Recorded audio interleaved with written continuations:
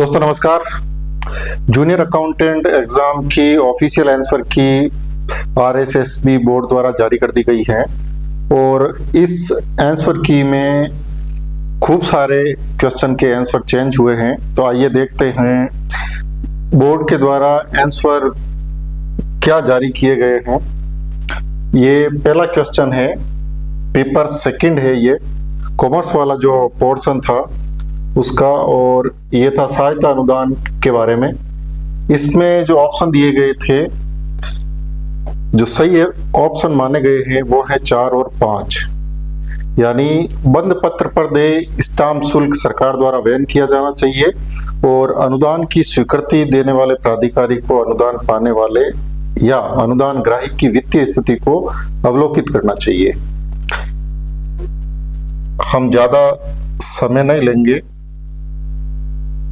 ये next question number second है, ये फॉलोइंग द बेज का क्वेश्चन था और इसका सही आंसर है सी के अकॉर्डिंग अगर देखा जाए तो जो FIFO है, FIFO यानी अंतिम स्टॉक का मूल्य अद्यतन खरीद पर निकाला जाता है, इससे रिलेटेड है। यानी A का 3 है और B का 1 यानी LIFO है, इसका संबंध है अंतिम स्टॉक का मूल्य आरंभिक खरीद पर निकाला जाता है। वहीं जो C है, साधारण औसत विधि, ये जब वस्तुएं परस्पर मिली हुई होती हैं तब ये उपयोग में की जाती है। और D भारित औसत विधि है, वह है मूल्य की गणना हेतु परिमाण, मात्रा या कीमत से संबंधित। आगे बढ़ते हैं।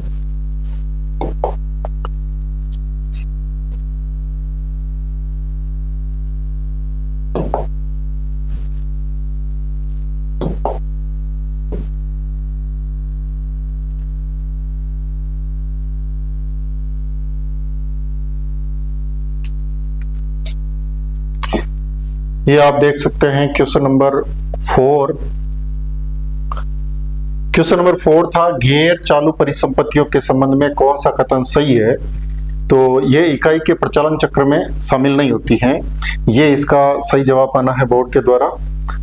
अगला जो प्रश्न है वो है क्वेश्चन नंबर 5 और क्वेश्चन नंबर 5 है, पुनर्विनियोजन किससे संबंधित है। तो जो पुनर्विनियोजन है वो विनियोजन की एक इकाई से दूसरी इकाई में निधि का जो हस्तांतरण होता है उससे संबंधित है। नेक्स्ट क्वेश्चन है क्वेश्चन नंबर 6 और क्वेश्चन नंबर 6 है, निम्नलिखित में से किन पावतियों पर रसीद टिकट लगाना आवश्यक है। तो इसका आंसर है बिल पर देय निवल राशि 5100 रुपये होने पर, यानी इसका जो सही जवाब है वो है D 2। नेक्स्ट क्वेश्चन है 7,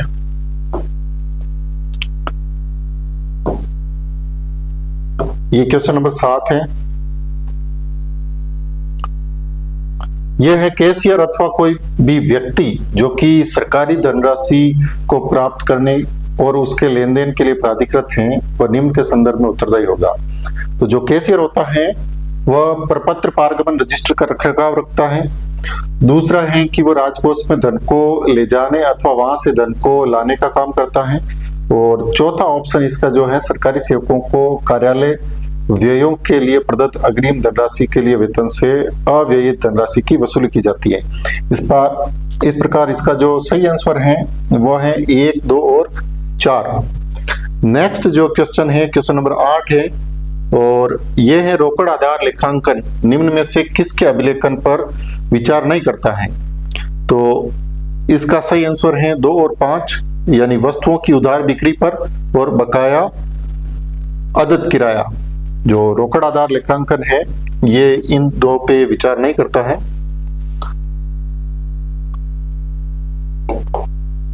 नेक्स्ट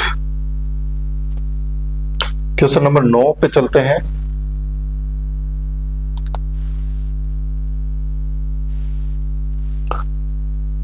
क्वेश्चन नंबर 9 है कि वह शेयर जो कि न केवल स्थायी अधिमानी लाभांश के लिए अधिकृत होते हैं बल्कि इक्विटी शेयर धारकों के साथ अधिशेष लाभ के लिए शेयर हेतु भी अधिकृत होते हैं। तो इसका सही जवाब है अधिष्ठमानी अधिमान शेयर। अगला प्रश्न है 10 नंबर,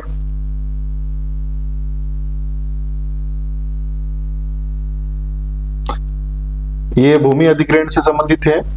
ऐसे भूमि अधिग्रहण कलेक्टर द्वारा अथवा सिविल अधिकारी जो विशिष्ट रूप से भूमि अधिग्रहण के लिए नियुक्त नहीं किए गए हैं के लिए भूमि अधिग्रहण की प्रक्रिया है।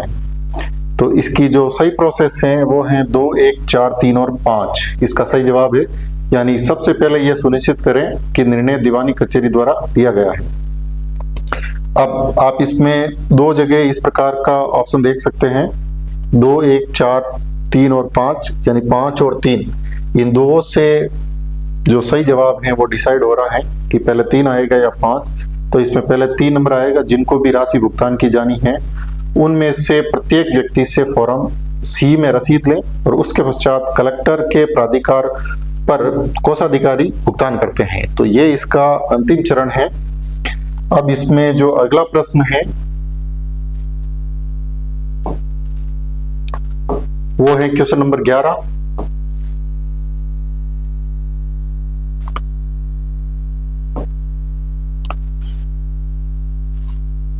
क्वेश्चन नंबर 11 है, सरकारी सेवक जिन्हें चिकित्सा प्रमाण पत्र प्रस्तुति से छूट दी गई है। तो इसका सही जवाब बोर्ड ने माना है 2 और 4, यानी जो चतुर्थ श्रेणी सेवा के एक सरकारी कर्मचारी का अस्थायी रिक्त पद पर नियुक्ति जो कि 6 माह से अधिक अवधि के लिए नहीं की गई है। और दूसरा जो ऑप्शन है वह है एक अस्थायी सरकारी कर्मचारी जिसका कि पहले ही एक कार्यालय में चिकित्सीय परीक्षण हो चुका है, उसे सेवा के व्यवधान के बगैर अन्यत्र कार्यालय में स्थानांतरित कर दिया है। तो इस प्रकार ये 11 नंबर क्वेश्चन का आंसर है। और जो नेक्स्ट प्रश्न है वो है 12 नंबर। 12 नंबर प्रश्न है, किसी सक्षम अधिकारी द्वारा जारी की गई निम्नलिखित वित्तीय स्वीकृति और आदेशों में से किसके बारे में महालेखाकार को जानकारी दी जानी चाहिए। तो जो मंत्रिमंडल के निर्णय के आधार पर जारी वित्तीय मंजूरियां यानी कैबिनेट द्वारा कोई फाइनेंशियल अप्रूवल जारी की जाती है तो उसकी जानकारी महालेखाकार को आवश्यक रूप से दी जानी चाहिए। 12 क्वेश्चन कर चुके हैं अपन। Next question number 13।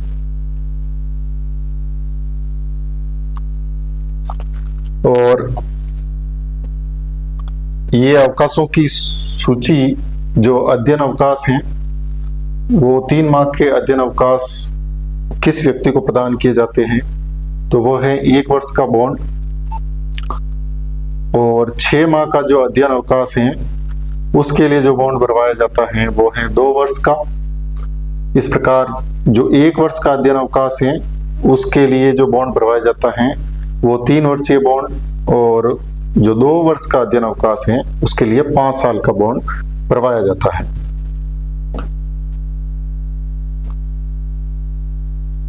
ये नेक्स्ट क्वेश्चन है, इसमें ये फॉलोइंग द मैच वाला है। जो सिद्धांत संबंधी त्रुटियां होती हैं वो त्रुटियां पूंजी एवं राजस्व के मध्य प्राप्तियों का गलत वर्गीकरण है, उसको सिद्धांत संबंधी त्रुटि माना गया है। वहीं चूक संबंधी जो त्रुटि है वो राम को दी गई वस्तुओं के उधार बिक्री व बिक्री बही में प्रविष्टि नहीं की गई है। इसी प्रकार जो करण की त्रुटि है वो सहायक बहियों के गलत योग से तात्पर्य है इसका। और जो क्षतिपूर्ति की त्रुटियां हैं वो राम को दी गई वस्तुओं की उधार बिक्री और बिक्री बही में प्रविष्टि नहीं की गई है, ये क्षतिपूर्ति प्रकार की त्रुटि है। इसमें जो अगला प्रश्न है ये केवल मैं आंसर बता रहा हूं आपको जल्दी जल्दी ताकि आपका ज्यादा वक्त खराब नहीं हो, क्योंकि पेपर को मिलाने में बहुत सारा समय लगता है। तो मैंने सोचा कि क्यों ना आप सबके लिए एक वीडियो बनाया जाए ताकि यानी आप आराम से अपना पेपर इन आंसर को सीधा देखकर मैच कर सकते हैं। ये जो क्वेश्चन नंबर है 15, ये संस्थानों और संगठनों को अनुदान की मंजूरी देते समय निम्नलिखित में से किन सिद्धांतों को ध्यान में रखना चाहिए। तो इसका जो सही जवाब है वो है 1 और 2, यानी अनुदान विशिष्ट योजनाओं के आधार पर उपलब्ध कराए जाने चाहिए और आदेश में स्पष्ट रूप से उस आदेश को बताना चाहिए जिसके लिए अनुदान दिया गया है। यानी ये 2 चीजें आवश्यक रूप से करनी चाहिए।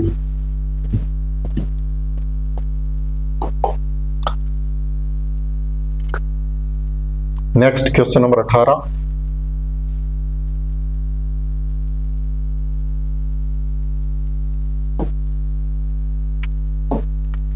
क्वेश्चन नंबर 18, ये प्रमुख खाद्यान्न अनाजों की कीमतों को स्थिर बनाए रखने हेतु निम्न आय समूह को कम दर पर खाद्यान्न की आपूर्ति करने हेतु भारत सरकार वर्ष 1965 से लगातार प्रयास करती रही है। तो ये सुरक्षित भंडारण का प्रयास कर रही है सरकार। क्वेश्चन नंबर 19 है, इसमें जो सही स्टेटमेंट है उसको पहचानना था। तो इसके अंदर जो सही स्टेटमेंट है वो है सी, अप्रयुक्त विशेषाधिकार छुट्टी हेतु नकद रूप में दिया जाएगा। यानी जो सेवानिवृत्ति पर स्वीकार्य भुगतान प्लस महंगाई भत्ता है वो 30 दिवस का माह काउंट करते हुए सेवानिवृत्ति पर जमा अप्रयुक्त विशेषाधिकार जो पीएल होती है वो 300 दिन से अधिक नहीं हो। यानी 300 दिन की जो पीएल का पैसा मिलता है वो किस प्रकार मिलता है, इसके ऊपर RSR से ये प्रश्न पूछा गया था। अब जो अगला प्रश्न है ये है 20 और ये मंडियों से पूछा गया था।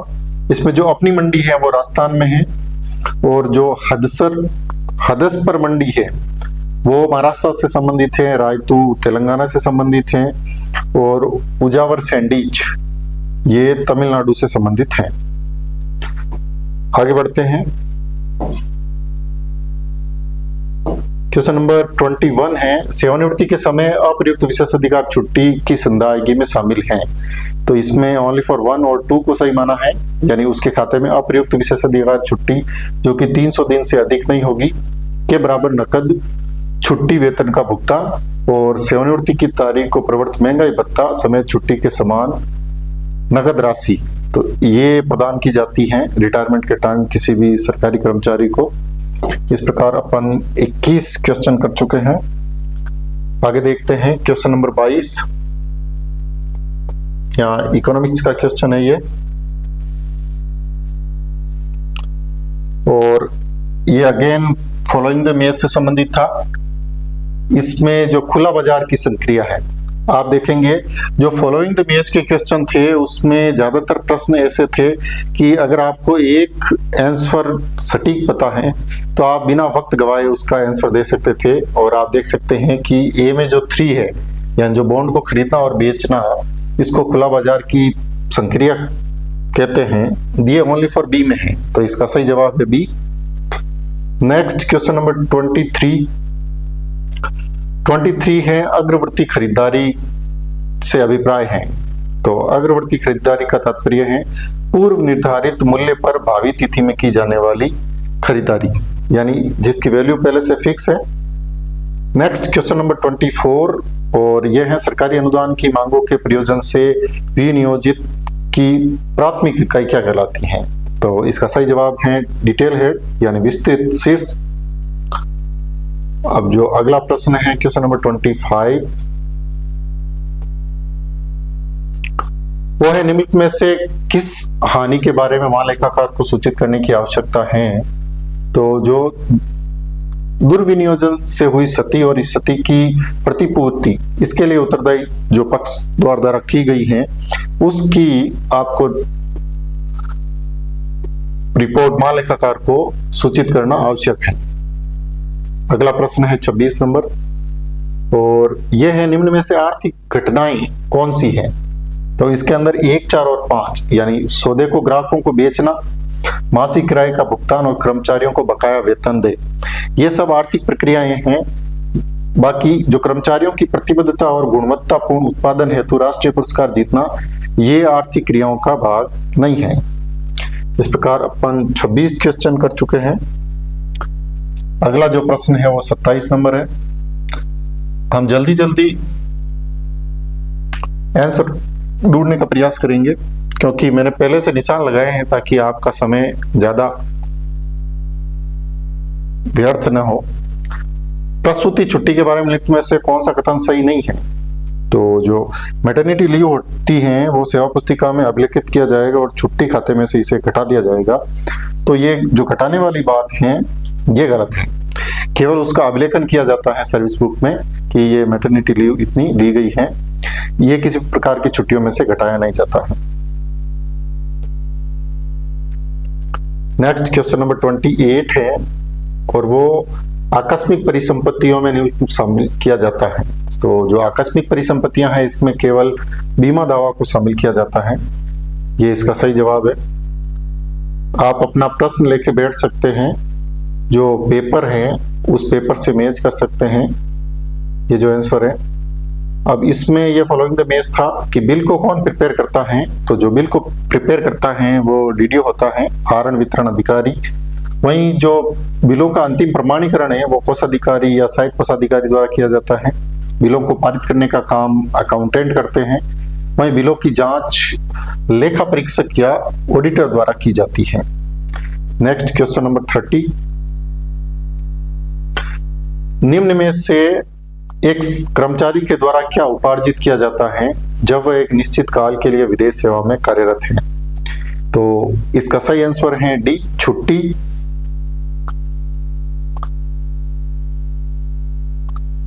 अगला जो प्रश्न है वो है संप्रेषण में बाधा नहीं है।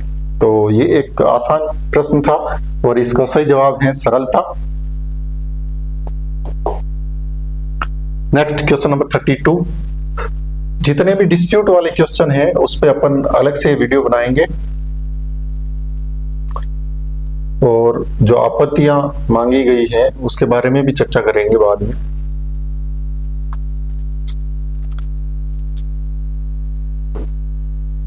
क्वेश्चन नंबर 32 है, पेस की पद्धति का प्रयोग किसमें किया जाता है। तो जो इम्प्रेस्ड सिस्टम है उसका यूज खुदरा रोकड़ बही में किया जाता है। और 33 है, नियमित रूप से गरीबी स्तर के नीचे और ऊपर होने वाला कहलाता है। तो ये गरीबी में मत ना, यानी बोर्ड ने इसका सही आंसर चूर्निंग पुअर माना है। कई कोचिंग्स ने अलग अलग आंसर माने थे। इन सब के ऊपर अपन एक अलग से वीडियो पे चर्चा करेंगे। तो अभी अपन जल्दी जल्दी आंसर चेक कर लेते हैं कि बोर्ड ने कौन कौन से क्वेश्चन के कौन कौन से आंसर माने हैं। अगला प्रश्न है 34, ये संपार्श्विक वाउचर के लिए है। ये सहायक वाउचर है जिसे व्यापारिक लेन देन के समर्थन में प्रस्तुत किया जाता है। वहीं जो दोष पत्र हैं वो आंतरिक लेखा परीक्षा, यानी दोष पत्र निम्नलिखित में से किसके मूल्यांकन से संबंधित हैं। तो ये आंतरिक लेखा परीक्षण से संबंधित हैं। ये सही जवाब माना है बोर्ड के द्वारा अपनी ऑफिशियल आंसर की में। अगला जो प्रश्न है वो है 36 और 36 आपके सामने है, संचार प्रक्रिया में आने वाले चरणों का सही अनुक्रम। यह आसान प्रश्न था। तो सबसे पहले प्रेषक होता है, यानी जो सेंडर होता है। फिर उसके बाद में संदेश यानी मैसेज। मैसेज के बाद में उसको कोड करते हैं, मैसेज को कोड करने के बाद उस मैसेज को भेजा जाता है ग्राही को, वो डिकोड करता है जो रिसीवर होता है, और फिर उसके बाद में वो उसकी फीडबैक देता है। तो इस प्रकार ये 36 नंबर क्वेश्चन था। 37 नंबर जो क्वेश्चन है वो है, निम्नलिखित में से कौन से कार्यालय प्रमुख के कर्तव्य हैं। तो इसमें 1 और 2, यानी कोषागार में प्रस्तुत किए जाने वाले सभी बिलों पर आहरण एवं संवितरण अधिकारी के रूप में हस्ताक्षर करना और अग्रिम और समायोजन धनराशि रजिस्टर का रखरखाव करना। तो ये जो 2 स्टेटमेंट है, स्टेटमेंट 1 और 2, ये HOD लिखा है इन्होंने, कार्यालय प्रमुख। हिंदी में इस क्वेश्चन में मिस्टेक थी, ये हेड ऑफ द ऑफिस है, एक्चुअल में ये HOO है। यहाँ पे गलती से HOD लिख दिया, तो इसकी वजह से कई सारे अभ्यर्थी असमंजस की स्थिति में थे कि इसका सही जवाब क्या है। आइए बढ़ते हैं आगे। क्वेश्चन नंबर 38,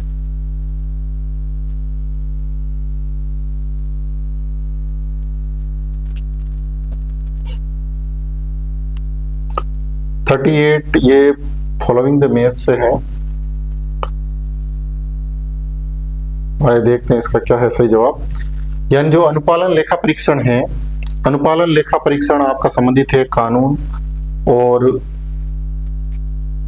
विनियमन इत्यादि के पालन की समीक्षा से। वहीं जो प्रबंधन लेखा परीक्षा है वो है रणनीतिक समाधान निकालने हेतु प्रचालन की कार्यकुशलता की समीक्षा की जाती है। और जो वित्तीय लेखा परीक्षण है इसके तहत ये प्रमाणित करता है कि नकदी नकदी जैसी परिसंपत्तियों पर पर्याप्त नियंत्रण और अधिग्रहण एवं परिसंपत्तियों के प्रयोग पर नियंत्रण है। जो जांच लेखा परीक्षण है वो प्रतिवेदित आरोप संबंधी अनियमितताओं की गहनता से आवश्यक है, यानी ये जांच से संबंधित है। इसका सही जवाब है डी। Next question number 39। निर्वाह अनुदान उन सरकारी कर्मचारियों को प्रदान किए जाते हैं जो कि वेतन और छुट्टी वेतन पाने के हकदार नहीं होते हैं। निर्वाह अनुदान उसको दिया जाता है जब किसी कर्मचारी को निलंबित कर दिया जाता है तो उसको वेतन और छुट्टी नहीं मिलती है। तो ये अगेन आरएसआर का क्वेश्चन था। आगे बढ़ते हैं,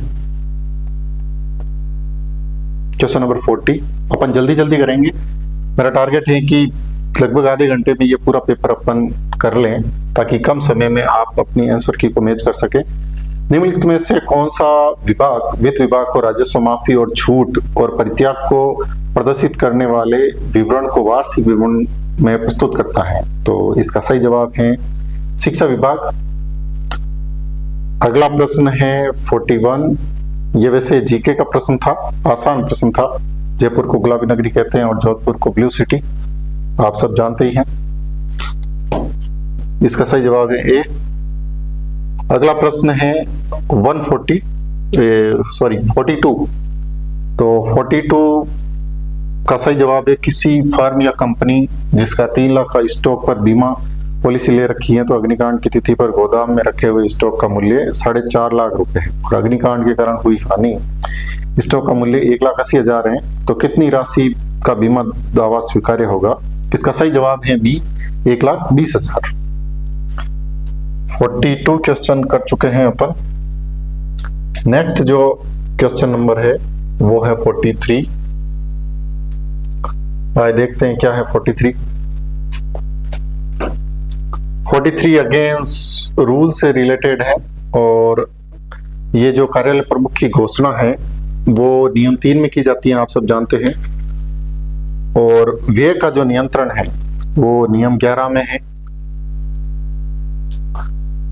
जो हानि की रिपोर्ट है ये जेएफ&आर से संबंधित पूछा गया था और हानि की रिपोर्ट है वो नियम 20 में दी जाती है। वही संदेहों को दूर करना तो ये नियम 4 में है, तो इसका सही जवाब है बी। नेक्स्ट क्वेश्चन है 44। अनुशासनिक उपाय के रूप में अतिरिक्त वेतन के पुनरीक्षण के कारण मूल पद वेतन की हानि से किसी सरकारी सेवक को बचाने हेतु उसे अनुदत्त अतिरिक्त वेतन इस रूप में जाना जाता है। तो ये जो डिफरेंस है वेतन का वो व्यक्तिगत रूप वेतन के रूप में जाना जाता है। नेक्स्ट ये आसान क्वेश्चन था। भारत में वस्तु एवं सेवा कर परिषद की अध्यक्षता कौन करता है? तो ये वित्त मंत्री। अगला प्रश्न है 46। ये अगेन ऐसा क्वेश्चन था कि आपको एक ही चीज मैच करनी थी और सही जवाब आता प्राथमिक छात्र वानिकी से। आप देख लो कहीं पे भी नहीं है, एक ही आंसर है बी। नेक्स्ट है क्वेश्चन नंबर 47। यह है भारत में चयनित कृषि वस्तुओं के प्रापण वितरण निर्यात और आयात संबंधी कार्य को करने के लिए राष्ट्रीय स्तर पर सर्वोच्च सहकारी संस्था है। तो ये नाफेड है, आप सब जानते हैं। ये विनिमय पत्र के उपयोग में शामिल चरणों का सही क्रम है। तो सबसे पहले हम विनिमय पत्र का आरेखन करते हैं 3, उसके बाद में विनिमय पत्र की स्वीकार्यता, उसके बाद विनिमय पत्र का पृष्ठांकन और फिर विनिमय पत्र की देय तिथि पर प्रस्तुत करना और विनिमय पत्र का वितरण या भुगतान। तो इस प्रकार यह भी एक आसान प्रश्न था, इसका आंसर है सी।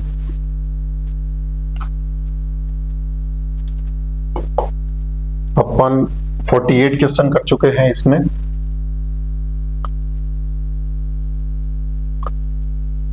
उम्मीद करता हूं आप सबको ये आसानी से पढ़ने में आ रहा होगा। अगला प्रश्न है 49। ये है 49 का सही जवाब है बी, यानी उत्पाद उपयुक्तता का तात्पर्य है उत्पाद वांछितता एवं उत्पाद मांग सहित उत्पाद की समग्र पसंद करने का आकलन। वही जो बाजार उपयुक्तता है इसका तात्पर्य है औद्योगिक आकर्षण सहित उत्पाद के लिए समग्र बाजार पसंद या अपील। और जो संगठनात्मक उपयुक्तता है, इसका जो सही जवाब है वो है प्रबंधन विशेषज्ञता, संसाधन पर्याप्तता और इत्यादि का मूल्यांकन करना। और वित्तीय उपयुक्तता का तात्पर्य है कि इसका विश्लेषण करना कि व्यापार विचार समग्र वित्तीय आकर्षण के संदर्भ में अग्रसर करने लायक है अथवा नहीं। इस जो कॉमर्स के पैटर्न पे पेपर सेकंड है, इसकी हिंदी बहुत ही क्लिष्ट है, इंग्लिश की जो टर्म्स हैं वो ज्यादा इजी है बजाय। तो दोस्तों अपन आ चुके हैं क्वेश्चन नंबर 50 पे। वित्तीय शक्तियों के तहत पास्ट केस शब्द का अर्थ है। ये जेफ&आर से रिलेटेड था पास्ट केस, और इसका सही जवाब है सी, यानी ऐसा मामला जिसकी वित्तीय शक्तियों के प्रत्योजन की तारीख तक निर्णय नहीं हुआ है और लेकिन उस तारीख से पूर्व का है, यानी कोई ऐसी घटना जो पास्ट में घटित हुई है पर उस केस का अभी तक डिसीजन नहीं किया गया। तो ये इससे रिलेटेड था।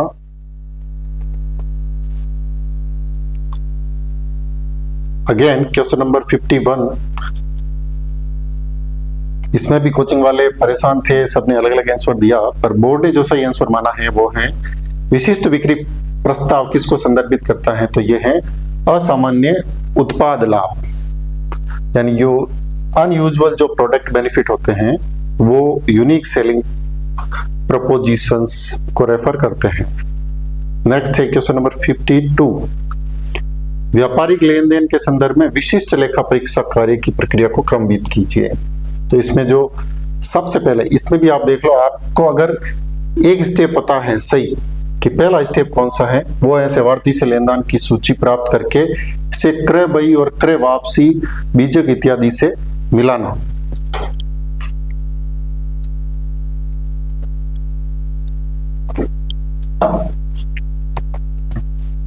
तो ये जो सी है ये इसका सीधा सीधा आंसर है। आगे चलते हैं बिना वक्त गवाए, क्योंकि अपने को आधे घंटे में ये पेपर करना है। और यह है क्वेश्चन नंबर 53।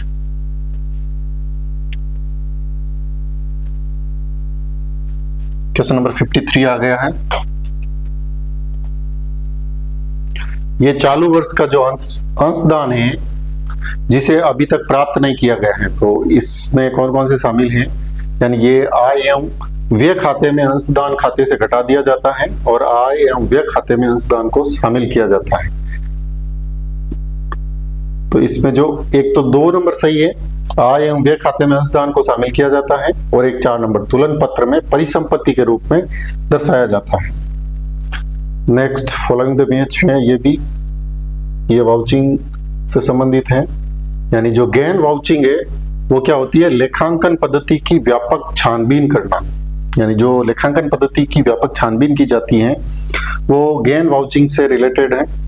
वहीं जो वाउचिंग है, वाउचिंग का तात्पर्य मूल बीजक से है, और जो प्राथमिक वाउचर है, सॉरी, जो वाउचिंग है वो लेखा परीक्षण करने का मूल आधार है, और जो प्राथमिक वाउचर है वो मूल बीजक है। टीमिंग और लेडिंग, टीमिंग लेडिंग का तात्पर्य है कि रोकड़िया मुद्रा का निजी कार्यों में प्रयोग करता है। ये कुछ तरह से लैपिंग भी आगे एक क्वेश्चन आएगा लैपिंग का, इससे रिलेटेड है टीमिंग लेडिंग। अगला प्रश्न,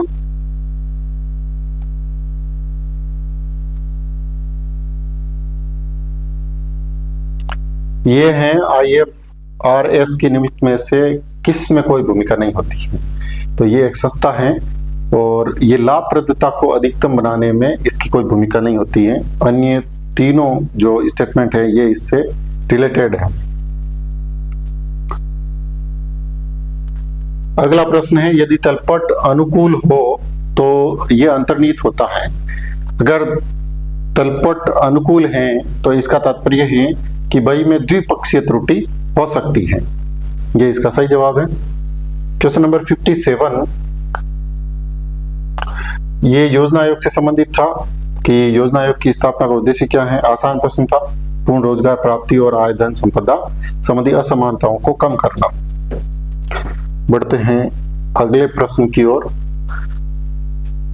यह आ गया क्वेश्चन नंबर 58।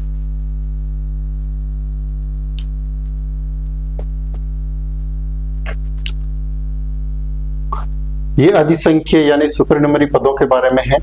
तो इसमें जो सही स्टेटमेंट माने गए हैं वो हैं 2, 3 और 4। यानी अतिरिक्त पद एक संरक्षण पद है और ऐसे पद का कोई कर्तव्य नहीं होता। अतिरिक्त पद एक अधिकारी के बदले समायोजित करने के लिए सृजन किया जाता है। ये उस अधिकारी के लिए व्यक्तिगत होता है जिसके लिए इसका सृजन किया जाता है और ऐसे पद के लिए किसी अन्य अधिकारी को नियुक्त नहीं किया जा सकता। तो 2, 3, 4 को सही आंसर माना है बोर्ड द्वारा। अगला प्रश्न है 59, अर्थव्यवस्था में मुद्रास्फीति को कम करने की विधि। सीधा सा जवाब है सरकारी व्यय में कटौती करना। वृद्धि करेंगे तो मुद्रास्फीति को कैसे कम करेंगे, इसमें एक ही ऑप्शन दिया है, तो ये भी एक आसान प्रश्न था। वैसे देखा जाए तो पेपर सेकंड लेंदी था, इसमें कुछ प्रश्न आसान थे, कुछ प्रश्न बहुत ज्यादा हार्ड थे। मेमोरेंडम पुस्तक में किसका विवरण रहता है, तो ये भी एक विवादित क्वेश्चन था। बोर्ड ने इसका सही जवाब माना है केवल आस्थगित आयगत व्यय का, जबकि कई सारे लोग सी को भी सही आंसर बता रहे हैं, पर बोर्ड ने इसका सही जवाब माना है। आगे हम जब विवादित प्रश्नों पर चर्चा करेंगे तो इस पे डिटेल में डिस्कशन करेंगे।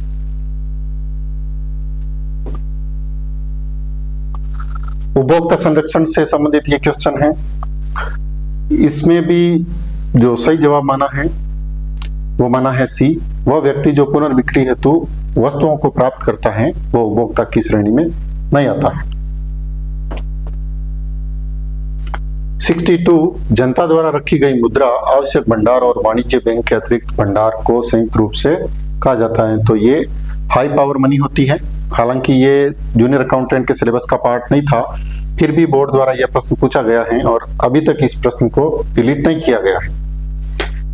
अगला प्रश्न था जीडीपी से रिलेटेड, यानी जो बंद अर्थव्यवस्था होती है उसका जो समीकरण पूछा था, यानी जो जीडीपी और जीएनपी है वो इक्वल होती है, क्योंकि ना तो आयात होता है ना ही निर्यात होता है। ये 63 क्वेश्चन हो चुके हैं दोस्तों। अगला प्रश्न है 64।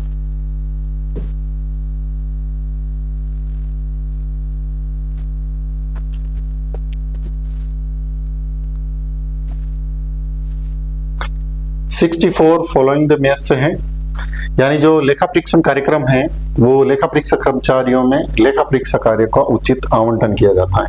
आपको एक ही मैच करना था, सारा प्रश्न मैच हो जाता, क्योंकि ऑप्शन केवल एक नहीं है।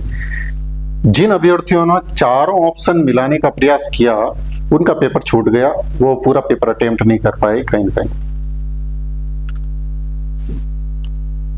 क्योंकि आप इस पेपर को आराम से पहले ही पढ़ चुके हैं। मैं आपको केवल सीधा बोर्ड का आंसर बता रहा हूं ताकि आप अपनी आंसर की को आसानी से मैच कर सकें। ये 65 नंबर क्वेश्चन है, और जो क्वेश्चन नंबर 65 है इसमें सांविधिक लेखा परीक्षा, देखो आपको एक ही वर्ड सांविधिक लेखा परीक्षा यानी विधि से शासित संगठन के अंतर्गत शामिल किया जाता है। अगर आप इसको मैच करते, एक ही जवाब था बी, कोई डिस्प्यूट नहीं ऐसे प्रश्नों में।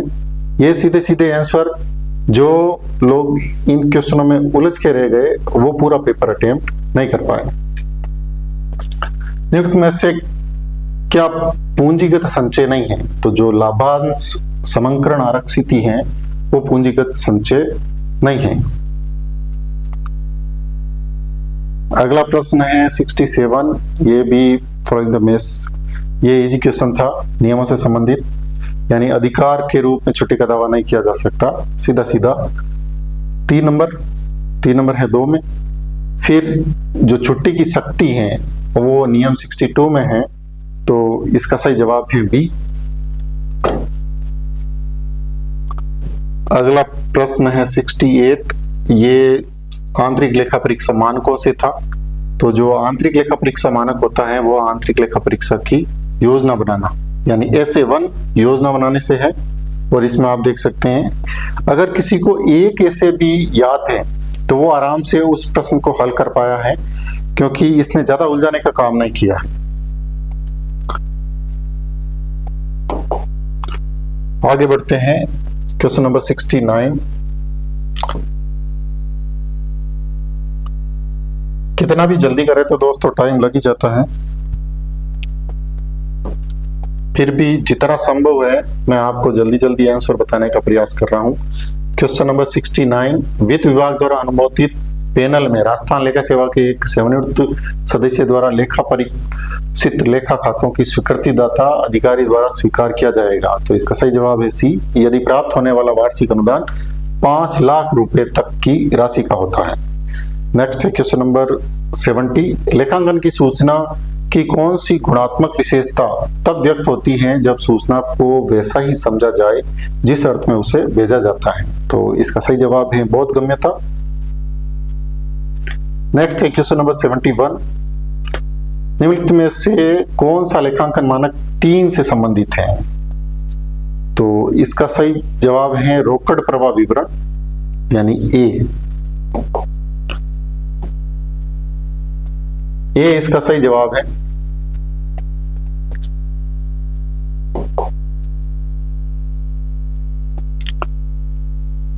अगला प्रश्न है फॉर्म GA 19। अब आप देखो, सारे लोग नए GA रट के गए और जो एक क्वेश्चन पूछा वो भी पूछा पुराने से। सही जवाब है लेखा प्रमुख द्वारा व्यय रजिस्टर।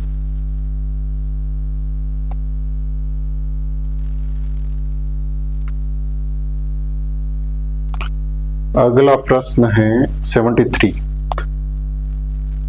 एक सरकारी कर्मचारी अपनी ड्यूटी से स्वेच्छा से गैर हाजिर रहता है, उसके विरुद्ध क्या कार्रवाई की जा सकती है। यानी जो RSR का रूल नंबर 86 है, जिसमें 86 की कार्रवाई भी कहते हैं। सरकारी कर्मचारियों को सबसे ज्यादा डर लगता है इससे, 86 की कार्रवाई से। और इसका सही जवाब है 1, 3 और 4। यानी जानबूझकर अनुपस्थित रहने की अवधि को अग्रिम छुट्टी के रूप में व्यवहृत किया जाएगा और उसे भावी छुट्टियों में घटा दिया जाएगा, ऐसा नहीं होता है।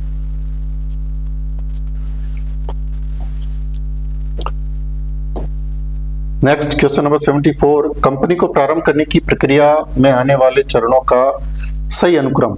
तो इसका सही अनुक्रम है कंपनी की स्थापना, निगमीकरण, विवरण पत्रिका निर्गम